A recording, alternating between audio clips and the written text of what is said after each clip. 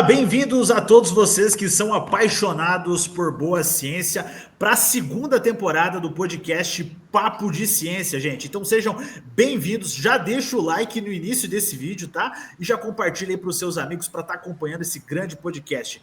E hoje nós vamos ter essa grande mesa redonda aqui para fazer uma entrevista muito bacana com a Caroline, ela que é formada em Química Industrial pela Universidade Federal Fluminense. Lá ela tem mestrado e doutorado em Química Analítica, com ênfase em espectrometria de massas, né?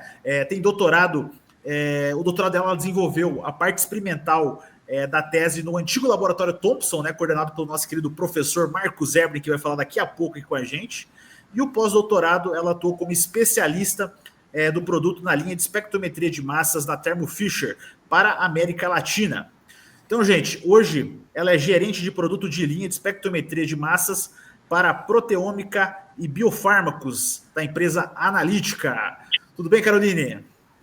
Oi, tudo bem, pessoal? Prazer em estar aqui e participar desse podcast. Legal, legal. Marquinhos, fala aí como é que vai ser as novidades desse podcast que está voltando para essa segunda temporada. Pessoal, a segunda temporada do podcast Papo de Ciência será sensacional. Traremos aqui as principais companhias afiliadas à sociedade, apresentando seus principais produtos. Hoje a Analítica, Thermo está aqui com o Orbitrap, a Carol daqui a pouco falará sobre esse equipamento sensacional. E toda vez nós teremos uma banca aqui, olha, de grandes especialistas também do nosso conselho da BR-MAS para fazer as principais perguntas, as perguntas que imaginamos que praticamente todo mundo faria aí, a maioria faria sobre esses equipamentos.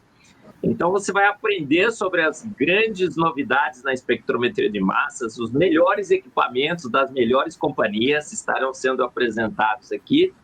E você, então, estará mais bem preparado para usá-los e para comprá-los. Na hora de comprar, você vai poder comparar. Olha só.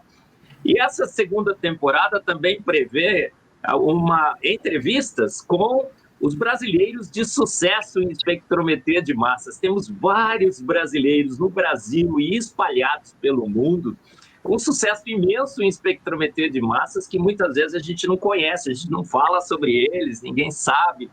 Então traremos aqui no Papo de Ciência, o podcast da BR-MAS, para que você os conheça, que você possa inclusive pensar numa colaboração, ver o que eles estão fazendo, se inspirar nesses grandes brasileiros de sucesso. Então, agradeço aqui o professor Alberto, o professor Rodinei, o Oscar, que estão compondo essa banca, preparando as perguntas para a Carol e a Analítica, o Bravo, por estarem participando desse primeiro podcast na segunda temporada sobre as companhias e os seus principais equipamentos. Aí, ó, gente, perfeito, perfeito. Mas antes de a gente começar com a primeira pergunta, que daqui a pouco o professor Marcos vai ter a honra de fazer essa primeira pergunta, nós vamos ter um pequeno anúncio aqui para vocês do nosso patrocinador. Então, fica de olho nesse recadinho aqui para vocês. Science is discovery. Discovery that can evolve, transform, and save lives. And with each discovery comes a new story. We are Thermo Fisher Scientific. And we are the science behind the story. From molecule to medicine. From detection to data. From testing to trials. We support our customers as they drive scientific advancements while consciously minimizing our impact on the environment. Our products, instruments, and services outfit their labs across the globe.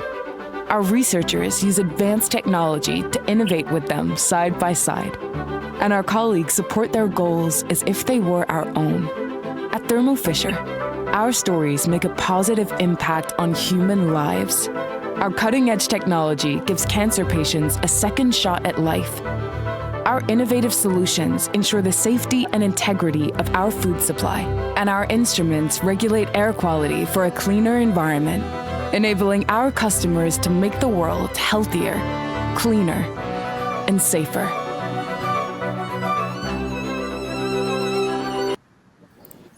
Sensacional, sensacional. Professor Marcos, vamos falar sobre os produtos primeiro para a gente começar? Sim, olha, a primeira pergunta para Caroline Caroline, qual o equipamento aí fantástico da analítica, da Thermo, que você preparou para falar sobre ele? E o que você tem para falar sobre ele? Então, queria que você apresentasse esse equipamento. A gente vai sair da tela enquanto você fala e depois a gente volta com as perguntas mesmo sobre esse equipamento. Qual seria o equipamento que você preparou e o que você teria para falar sobre ele, Carol?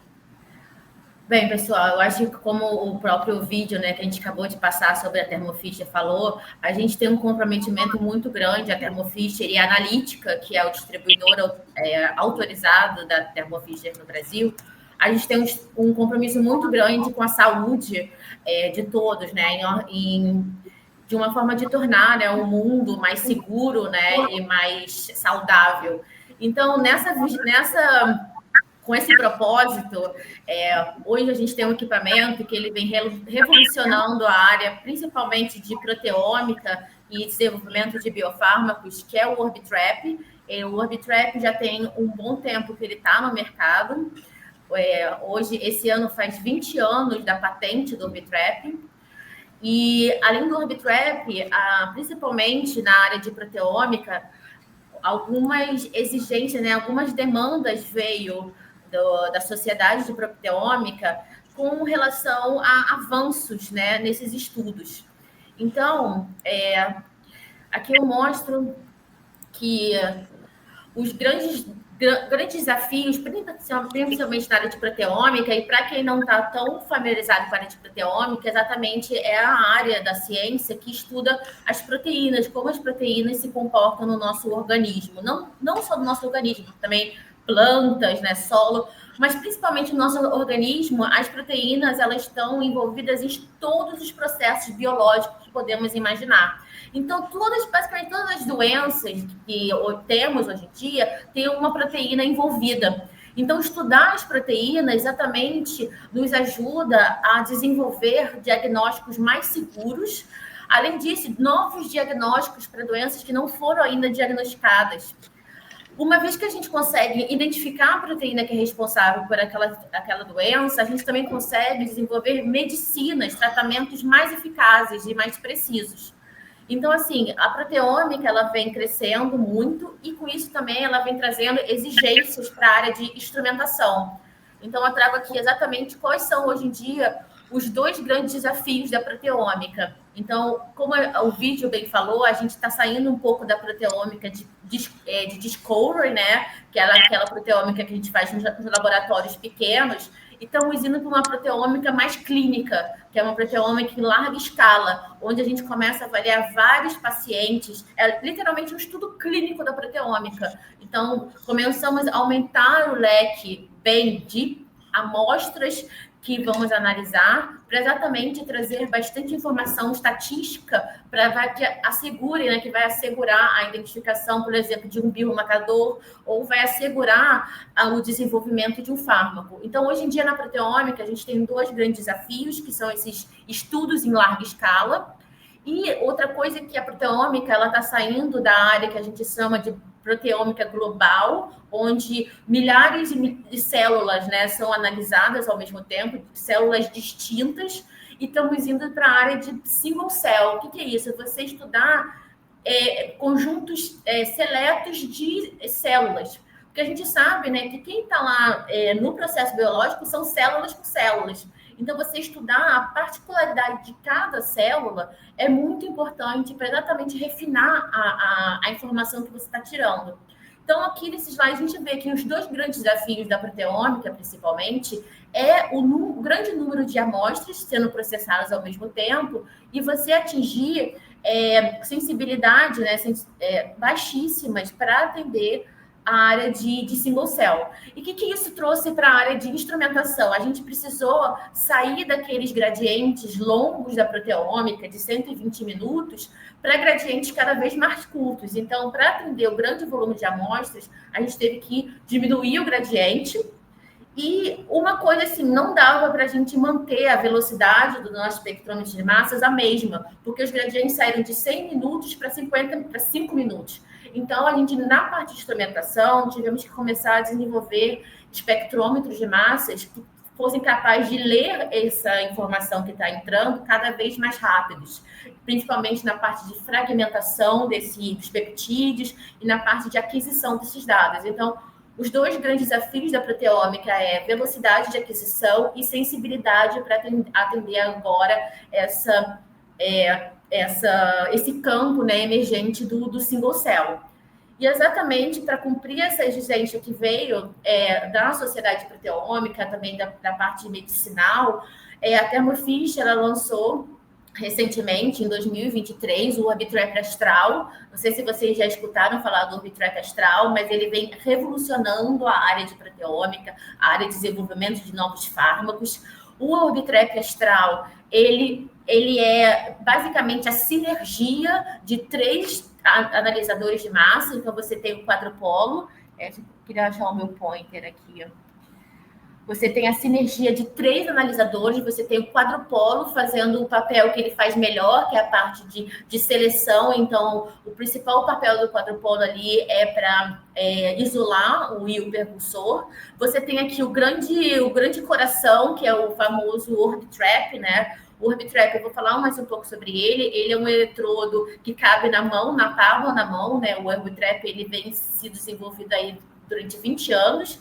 O primeiro Orbitrap foi em 2005, que foi o LTQ Orbitrap. Com isso, muita coisa mudou no Orbitrap, cada vez melhor, cada vez mais rápido na parte de aquisição e também com resoluções. Hoje em dia, esse Orbitrap aqui atinge 480 mil de resolução. Então, ele faz assim a parte de aquisição em alta resolução e exatidão de massa. Então, você tem o Orbitrap aqui, que é um analisador, né, que tem um formato difuso, são 2 eletrodos. O eletrodo central tem um formato difuso e o eletrodo externo tem um formato de barril. Então, aqui o Orbitrap, o papel dele é exatamente fazer a aquisição, a identificação desses peptídicos em altíssima resolução e exatidão de massa. E hoje aqui temos um novo analisador, que é o Astral. Então, o que é o Astral? A principal função do Astral é fazer fragmentação e ler os fragmentos, né? Então, são os famosos MS-MS.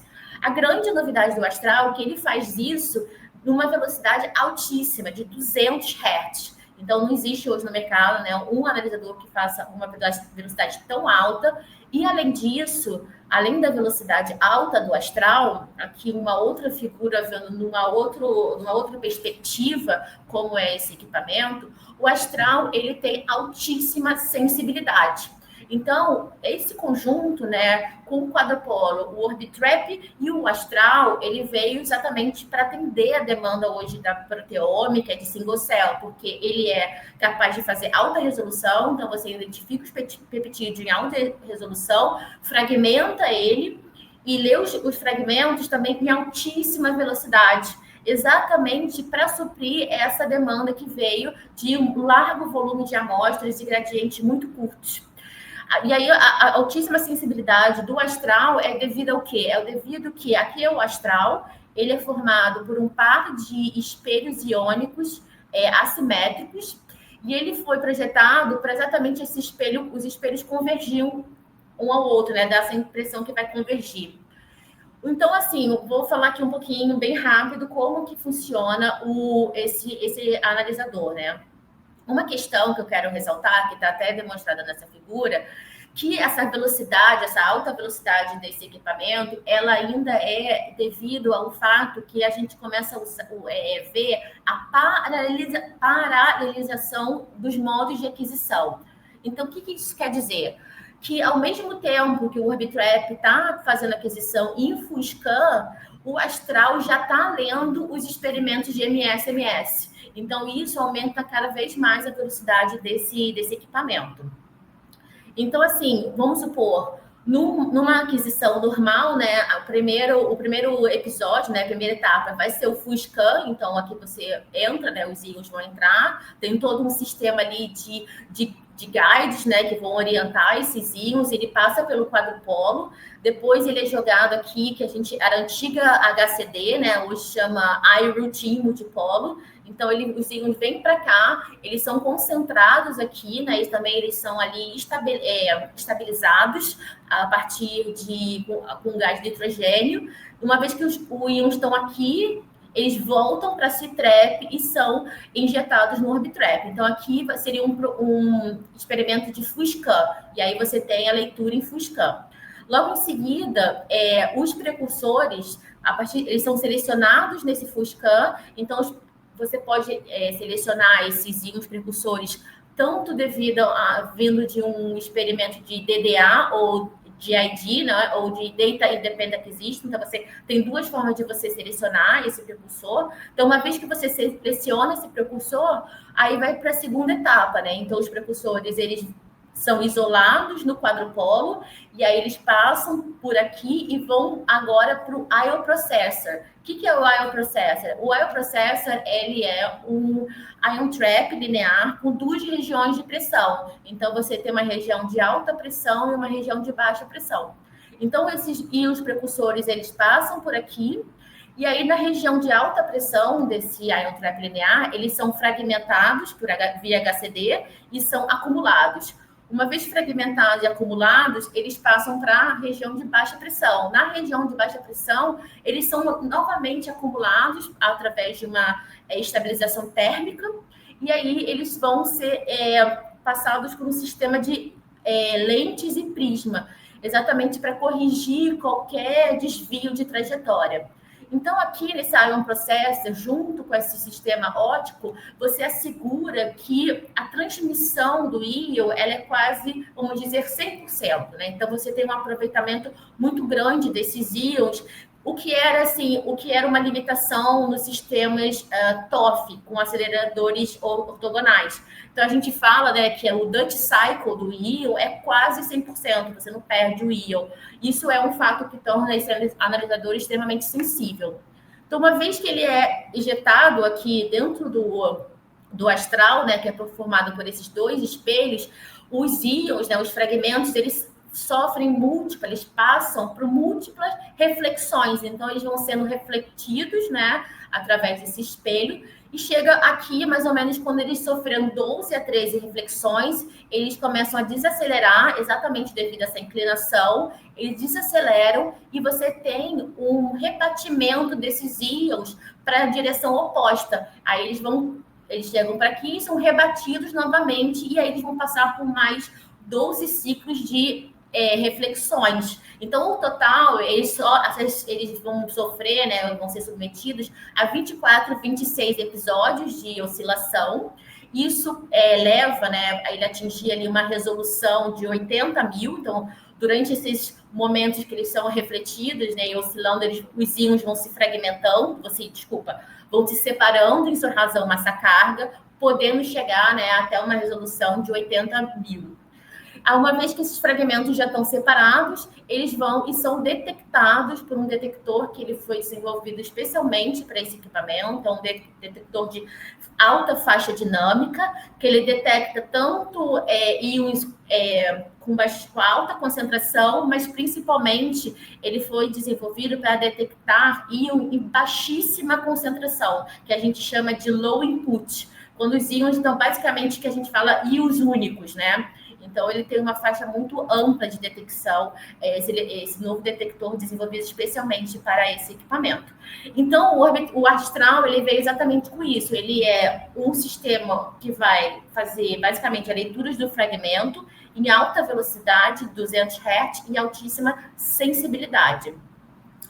E aí ele vem revolucionando a área de proteômica. Hoje em dia a gente tem grandes centros de pesquisa mundialmente utilizando o Astral e tendo resultados impressionantes do Astral. Aqui é um exemplo da quantidade de proteínas identificadas comparando o Explorer 480 com o Astral. Para quem não sabe, o Explorer 480 é basicamente essa parte aqui, ó. O Explorer 480 seria esse equipamento aqui, e o Astral, né, a gente adicionou mais um analisador para compor o Orbitrap Astral.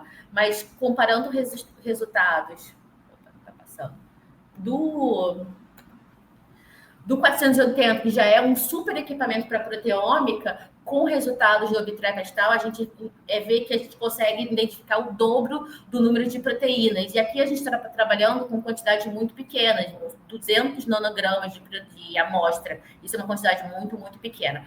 Uma coisa interessante desse analisador é que agora a gente consegue fazer o que chama de Narrow Data Independent Acquisition. O que é o Narrow Window Data Independent Acquisition? Você consegue fazer o DIA com janelas bem pequenas de isolamento. Então, você consegue ter mais fragmentos, né, nesses episódios, nesses experimentos de DIA, e isso, quanto mais fragmentos você tem e mais sensibilidade você tem para detectar esses fragmentos, você aumenta o número de proteínas identificadas. Bem, a gente tem um grande caso de sucesso no Brasil, que foi o primeiro OrbiTrap astral aqui instalado no Brasil, que foi lá no LLBio, no laboratório da pesquisadora Adriane Paz Leme. Esse equipamento ele foi instalado em 2023, logo que o Astral foi lançado. O laboratório da professora Adriane Paz Leme está sendo referência mundial na área de single cell. Eles já publicaram um artigo recentemente, né, exatamente com um protocolo desenvolvido para single cell, para diagnósticos de câncer, né? Principalmente câncer bucal, utilizando biofluidos. No caso da professora, da pesquisadora, o biofluido que ela utilizou foi saliva e lágrima, exatamente para ir como uma forma de diagnóstico não invasivo de câncer. Então, aqui eu trago basicamente como seria um workflow, né, de você trabalhar com single cell. Tem toda uma parte robótica para isolar as células e processar as células. E aqui tem o OrbiTrap astral, acoplado a um sistema nano-LC para fazer exatamente a leitura dessas proteínas vindo, né, de amostra de single cell. Porém, assim, o astral, ele foi um grande sucesso na área de proteômica, mas ele não parou aí. Ele vem expandindo drasticamente, assim, drasticamente não, né? Graças a Deus, ele vem tendo um aceite, um sucesso em várias aplicações. Então, você vê aqui algumas das aplicações, né? Plasma proteômica, planta, de tecidos, até na parte de pequenas moléculas, o OrbiTrap astral tem feito muito sucesso. Então, o sucesso desse astral, do OrbiTrap astral, que foi lançado há 2 anos atrás, ele pode ser visto aqui, uma vez que a gente vê o número de artigos publicados em 2 anos. Então, são 500 artigos, a gente bateu esse ano, 500 artigos do OrbiTrap astral publicados. E isso, assim, é muito curioso, né? Porque todas as famílias de OrbiTrap, elas sempre tiveram muito sucesso desde o lançamento em 2005, mas o OrbiTrap astral, ele conseguiu superar o sucesso de antigas famílias do OrbiTrap. Então, essas aqui são publicações de antigas famílias do OrbiTrap, logo após o seu lançamento, e o astral, ele vem aí com uma resposta 5 vezes maior, para vocês terem uma ideia. Não sei se eu ainda tenho tempo, mas eu queria falar assim, que o sucesso, já podemos ver, né? Acabei de falar como que foi importante para a sociedade de proteômica e também para a parte de medicina translacional, o astral. E aí, com isso, a gente está aí lançando, né? A Thermo lançou um novo membro dessa família do OrbiTrap astral, que é o OrbiTrap astral Zoom. Esse equipamento ele foi lançado no ASMS desse ano, de 2025.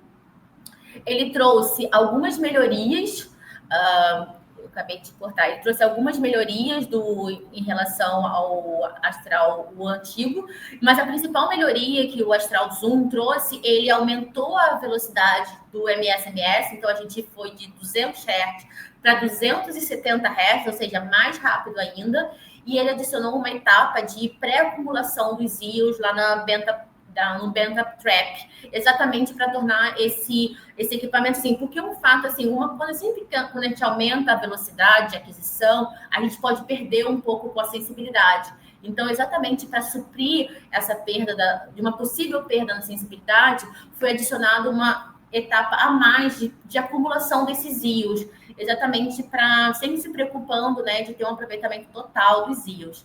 Então, o Astral Zoom ele foi lançado esse ano. E é curioso, né, a gente ver sobre o Orbitrap, né? O Orbitrap, desde que ele foi lançado lá em 2005, né, que ele teve o primeiro Orbitrap comercial, a gente começou lá com ele, TQ Orbitrap, e ele trabalhava a 5 Hz, assim. E acho que a gente nunca imaginava que a gente chegaria, né, passaria alguns anos, fomos lá para o QSActive, trabalhando a 12 Hz, depois chegamos nos sistemas tríbridos, né? No sistema tríbrido, a gente começou a acoplar o Orbitrap a outros analisadores. Então, no tríbrido, você tem um quadrupolo, você tem o próprio Orbitrap, você tem um Ion Trap para fazer MSAN. E aí o tempo foi passando e a tecnologia realmente ela vem evolucionando, vem sofrendo uma evolução positiva. Em 2019, entramos com a família Explorers, que temos o pioneiro na família Explorers foi o 480, e já no 480 a gente já viu um aumento da velocidade para 40 Hz, mas acho que a gente nunca podia imaginar que esse salto que tivemos com o Astral seria possível. Então, chegando a 200 Hz e agora 270 Hz, assim, é algo muito bom, exatamente para a gente expandir a nossa pesquisa de bancada para algo clínico, né? Para algo que um dia a gente comece a utilizar nos laboratórios como diagnóstico, comece a utilizar exatamente para o desenvolvimento de medicinas, para uma medicina de precisão. Então, assim, o Orbitrap, ele vem fazendo, assim, trouxe um ganho muito grande para a área de saúde, para a área de desenvolvimento de medicamentos. A gente tem até a própria Lívia Erblin, né, com a caneta, exatamente para o diagnóstico de saúde. Então, é muito interessante você ver uma tecnologia como o Orbitrap, né, alinhado assim com um propósito maior, né, que é exatamente trazer mais segurança para todos e melhores tratamentos. Bem, é isso que eu tinha para falar sobre o equipamento e estou aí aberta para perguntas, para o que vocês quiserem saber a mais. Muito bem, Carol. Maravilha. Nós estamos aí agora também com o professor Alberto, o Rodinei, o Oscar. Estão abrindo as suas câmeras aí, se preparando para fazer perguntas. Eu queria te fazer basicamente uma pergunta. Acho que todo mundo vai fazer, né? Esse TOF, muito interessante. A gente lembra que os TOFs ortogonais tinham um problema de fatiar o feixe, por isso que o duty cycle aí não era assim 100%.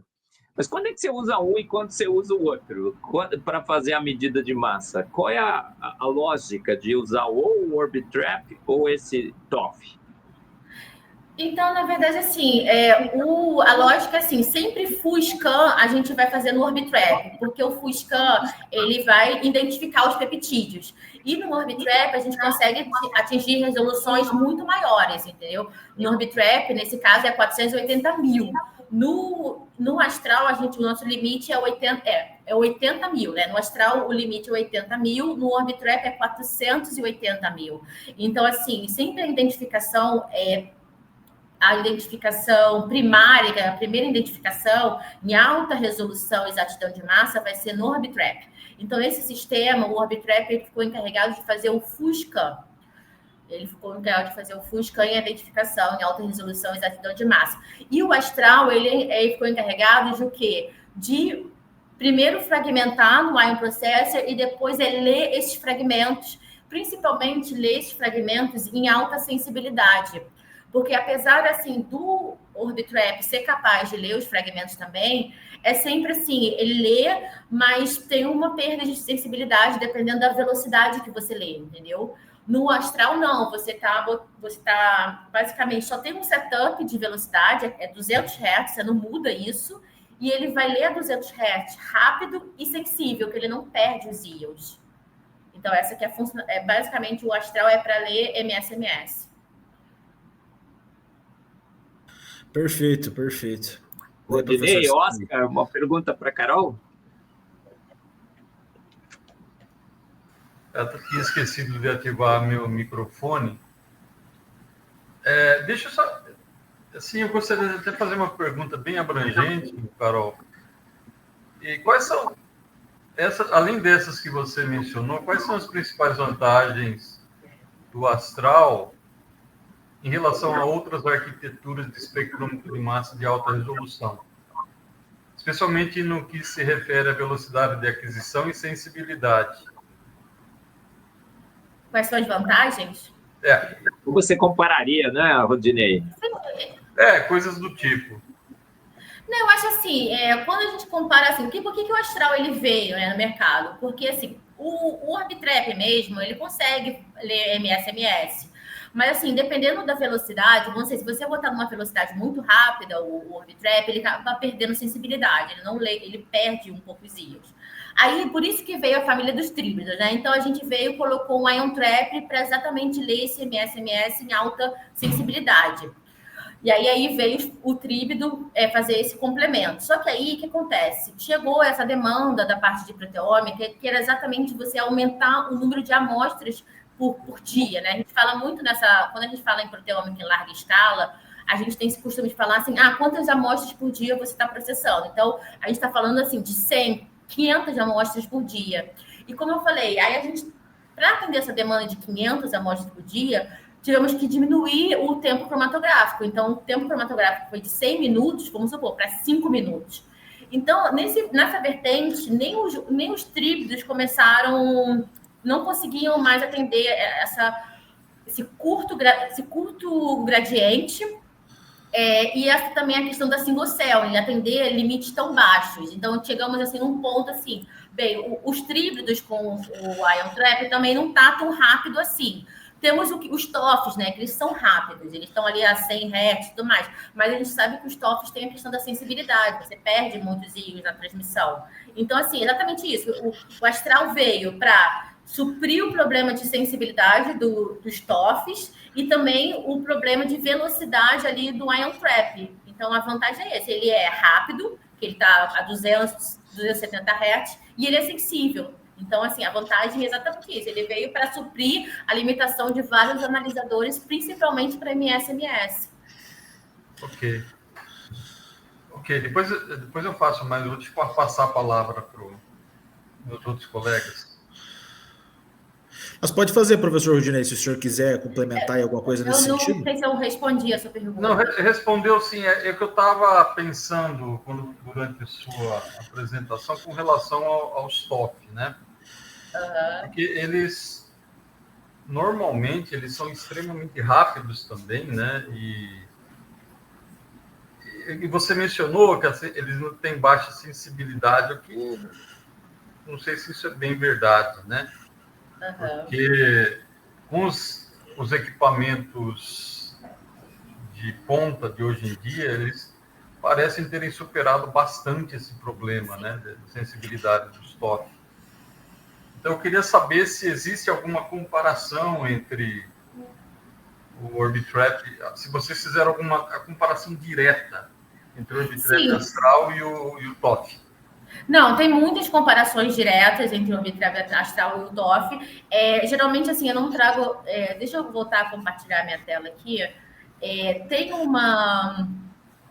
esse estudo aqui que eu mostrei, do pesquisador Jesper Osling, da Universidade de Dinamarca, ele exatamente assim, ele fala aqui nesse estudo, eu não tenho o dado aqui para te mostrar agora, mas desse estudo aqui, ele compara sistemas TOF com o Astral e realmente, assim, o número de proteínas identificadas é quase o dobro entre um sistema TOF e o Astral. Se você quiser, eu te passo o DOI desse artigo. Então, aqui ele compara o sistema Astral com vários sistemas TOF e ele confirma que o Astral, o Orbitrap Astral, ele é, assim, mais sensível na parte de identificação de proteínas. E também aqui ele compara com o Explorers, entendeu? Assim, eu não tenho o dado agora para te mostrar, mas se você der uma olhada nesse artigo aqui, eu posso te mostrar, posso te passar, ele faz essa comparação, sim. Ok. Obrigado, viu? Oi, Carol. Boa tarde. Sim. Boa tarde a todos os colegas e a Carol e aos colegas que vão estar assistindo, né, esse podcast depois. Pegando o gancho já nesse slide que você apresentou, porque o Astral ele está no meio do processo tríbito ali, do quadrupolo, é astral e detecta no Orbitrap, é isso? Não, ele detecta no astral mesmo, ele não volta para o Orbitrap. Vou voltar aqui, acho que é melhor deixar a minha tela compartilhada. Ele não volta para o astral, não. Ele fica no astral e detecta, tem um detector aqui no astral, olha. Então, vou passar com mais calma para mostrar. Porque você faz uma comparação ali naquele gráfico e você mostra que a capacidade dele de separação ali, né, aumentou do 480 quando usa... não, pode falar, desculpa. Mas, na verdade, o astral, ele é um analisador de massa que complementa o que você já tinha, né? Se comparar só o Orbitrap, o que eu estou querendo dizer... Sim, ele complementa. Porque o que eu estou querendo dizer é que quando mostra aqueles dados de comparação ali, de que ele consegue identificar muito mais proteínas, porque eu quero só entender, porque você joga para o astral faz toda essa seleção e o Orbitrap complementa no final, ou o Orbitrap já faz... Na verdade, assim, os dados eles são complementares, né? Os dados são complementares. Então, quando você faz, vamos supor, data dependent, quando você faz ou data dependent acquisition ou data independent acquisition, os dados são complementares. Então, você tem um full scan sempre. O full scan ele vai selecionar os seus íons precursores. Então, no DDA, ele seleciona os mais intensos. Então, a minha pergunta, desculpe interrompendo, é só para entender, esses dois analisadores, eles trabalham em paralelo ou em sequência? Não, eles trabalham em paralelo. E os dados finais, eles são complementares e utilizados juntos, entendeu? Eles trabalham em paralelo, exatamente. Enquanto o astral, o Orbitrap está fazendo o full scan, o astral já está lendo os MS, tudo paralelo. Mas no final, esses dados vão ser complementares, vão ser juntos, vão ser utilizados juntos para dar a identificação da proteína. Entendi. E vocês já viram alguma coisa ou já pensaram, ou não sei também, porque na verdade minha aplicação não é em proteômica, é mais bióleo-ômica e petróleo-ômica, né? Então esse equipamento eu não vejo ele nessa aplicação ainda, né? Mas eu queria também provocar se existe alguma ideia de acoplamento de um sistema de mobilidade iônica na fonte, alguma coisa assim, para trabalhar com isomeria também. Assim, o que tem de mobilidade iônica é a FAMES, né? A FAMES é um sistema de mobilidade iônica, ela não separa isômeros, a FAMES que a Termo tem, ela não separa isômeros, o que a FAMES tem, ela separa grupos de carga. Então, a principal função da FAMES é separar os monocarregados dos duplamente carregados, falando de peptídeos, né? Uhum. Então, essa que é a principal função da FAMES. Ela, para separar isômeros, é muito difícil você utilizar a FAMES nessa questão. Principalmente mas seria possível acoplar nesse Sim, sistema? acopla aqui, ó. Acopla. A FAMES, a gente acopla, ela é uma interface que ela fica entre a fonte e o espectrômetro de massa. Deixa eu mostrar uma figura melhor. A FAMES, ela ficaria... Eu quero...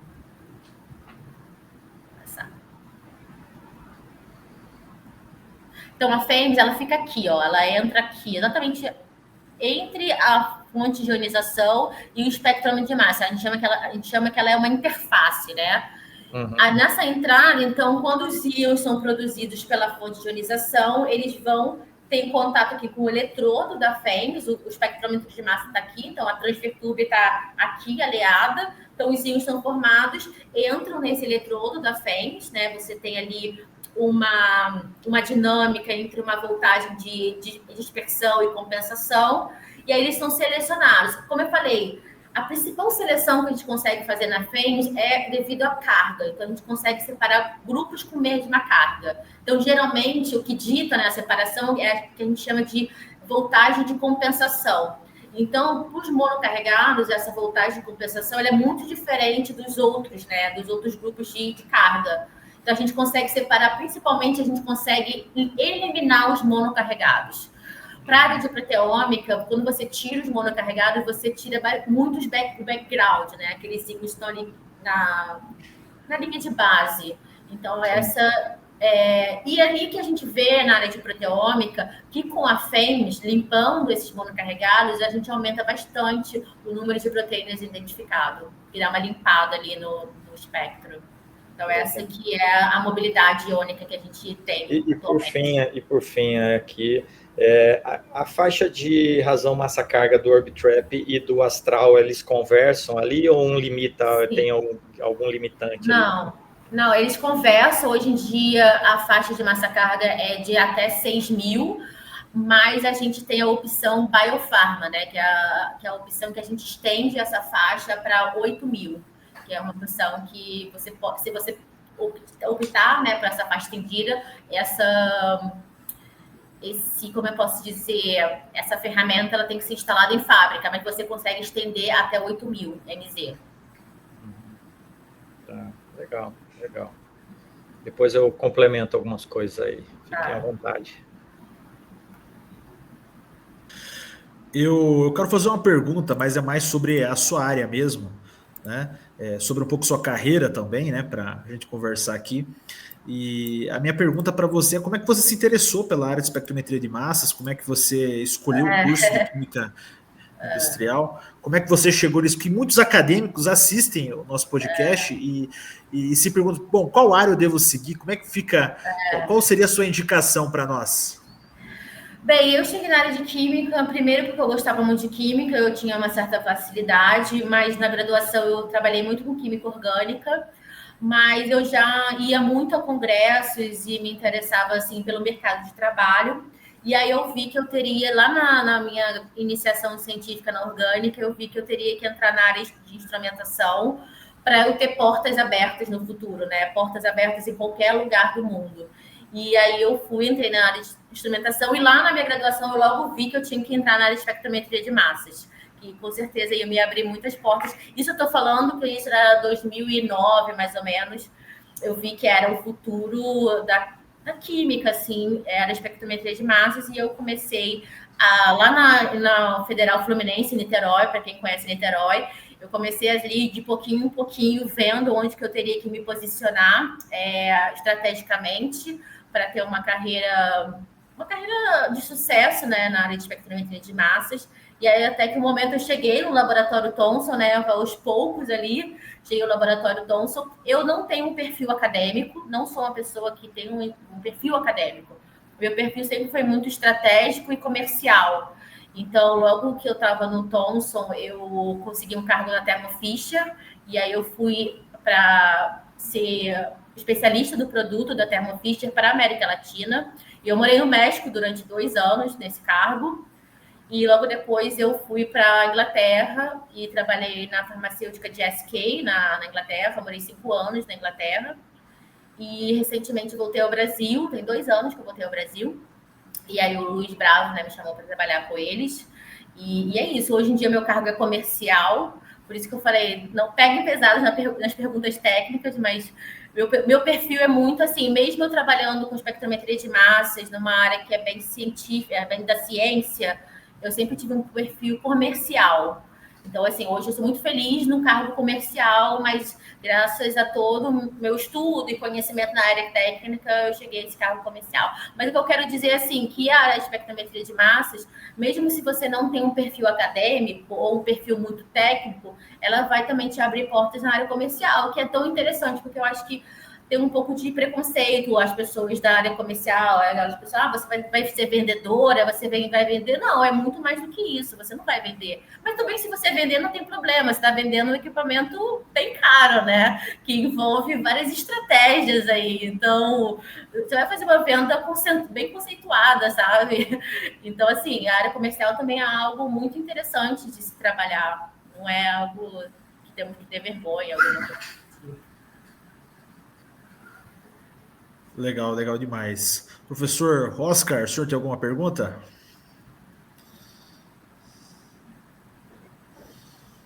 Tá escutando, Carolina? Sim, escutando. Já tá mudo. Peraí, o senhor se mutou. Peraí. Tem que desmutar o seu microfone, Oscar. Espera aí. Só dá um clique. Aí. Deu certo? Agora Aí, deu. Tá. Carolina, só uma pergunta. Depois do Orbitrap, você está utilizando um trap linear. É para aumentar o número de íons ou qual a finalidade dele? O Ion Trap linear, ele é um Ion Trap ele funciona exatamente para fragmentar, ele fragmenta os íons precursores, além de fragmentar, ele acumula. Então, a gente tem uma região, é um Ion Trap com duas regiões de pressão. Tem uma região de alta pressão, que ele vai fragmentar os íons precursores e vai acumular esses íons precursores, e depois ele passa uma região de baixa pressão, que aí também tem uma estabilização ali térmica na região de baixa pressão, e após essa estabilização térmica na região de baixa pressão, ele é injetado ortogonalmente dentro do astral. Aí no astral, os fragmentos vão ser lidos, né? Vão ser separados em relação à sua razão massa carga. Então ele funciona... Basicamente, o que a gente fala assim, que esse Ion Trap de duas regiões de pressão, ele funciona como se fosse a C-Trap por Orbitrap. Mas agora ele é a C-Trap para o astral, entendeu? Porque antigamente a C-Trap fazia quase esse mesmo papel. Então, esse Ion Process, que a gente chama, ele é a C-Trap do astral. Ele fragmenta, acumula os íons para jogar dentro do astral. Uma coisa que eu queria deixar claro aqui, que eu acho que poucas pessoas entendem, que o Orbitrap astral, nessa função, né, no Orbitrap astral, o Orbitrap ele tem a principal função de ler e Fuscan em alta velocidade. Porém, ele não é limitado a só isso. Você também consegue ainda fazer leitura de MS-MS no Orbitrap. Mas ele vai fazer com menor velocidade comparado ao astral. Mas é só para deixar isso claro, que ele ainda possui a função dele de ler MS-MS. Alguma mais? Boa. Professor Rudinei, o senhor falou que tinha mais uma pergunta para fazer para ela antes? Não, já terminei. Posso comentar, Carlos? Vai lá. Carol, eu acho sensacional, né? Porque eu estava lembrando do tempo que a gente tinha os equipamentos 3 em 1. Você comprava uma vitrola, vinha um rádio e o tape, né? Você também conseguia... E é exatamente isso que o astral é. Ele tem cada um dos seus analisadores ali fazendo o que eles fazem de melhor. Exatamente. O Orb em Fuscan, o astral em MS-MS é um TOF extremamente eficiente. E o Ion Trap o linear, né? Um quadrupolo linear sensacional.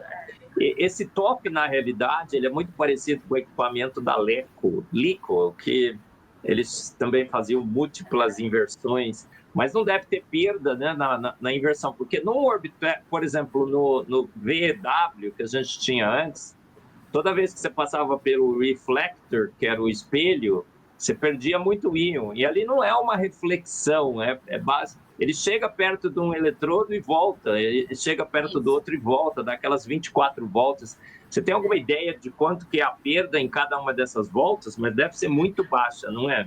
É muito baixa. Uma coisa que eu não mencionei é que no meio dele ainda tem um eletrodo, né? Que a gente chama do ion foil. Ainda tem um eletrodo, no meio desse caminho tem um eletrodo num formato especial, porque ele está fazendo isso, né? Aí no meio tem um eletrodo que ainda corrige qualquer desvio dessa trajetória que pode acontecer, ainda tem um segundo eletrodo corrigindo, sabe? Então a perda realmente é muito baixa mesmo. Você falou que quanto tempo demora uma corrida proteômica?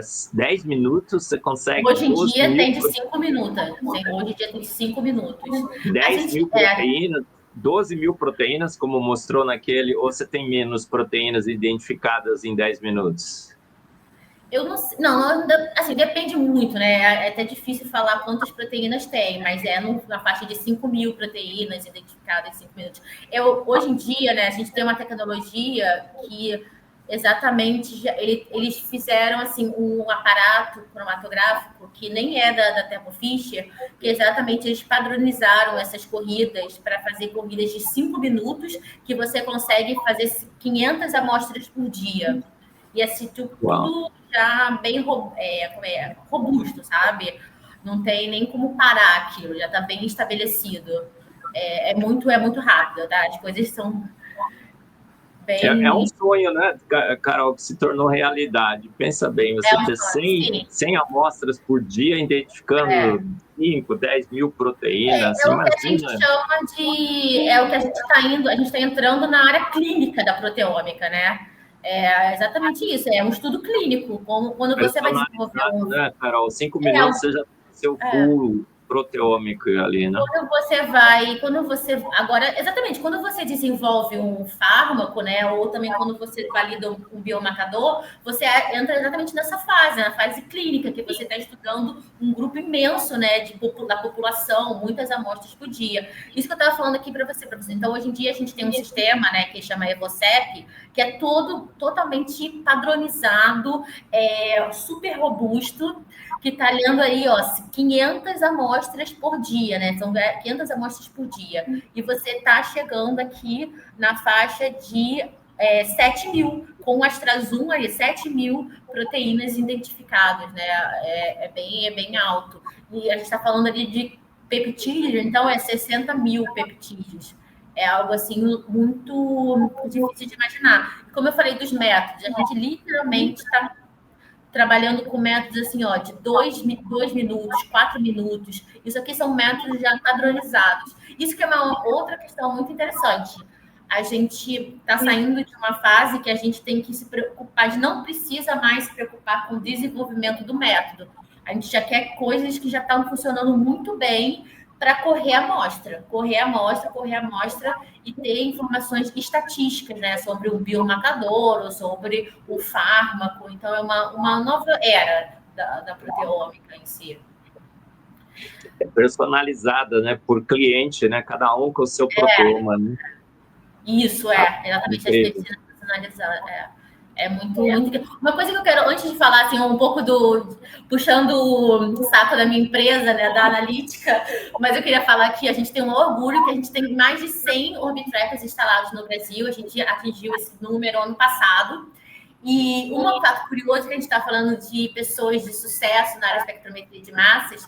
Grande parte desses Orbitrackers quem instalou foi o Eduardo Schmidt, que também foi ex-aluno do professor Marcos.